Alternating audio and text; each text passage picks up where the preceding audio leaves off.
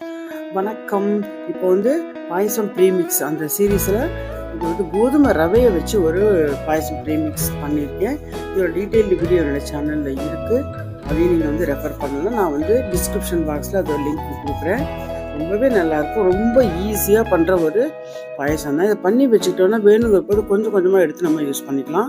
நவராத்திரிக்குன்னு இல்லை, ஆடி மாதம், தை மாதம், அந்த வெள்ளிக்கிழமைகள் வரும்போது பாயசம் பண்ணுறது, எந்த விசேஷமாக இருந்தாலும் இந்த அவசரத்துக்கு டக்குன்னு வந்து வேணுங்கிற அளவுக்கு நம்ம பண்ணி இதை நம்ம சாப்பிட்டுக்கலாம். இதோட கூட நான் வந்து வெள்ளைப்பாகு வந்து ஒரு வீடியோ போட்டிருக்கேன்.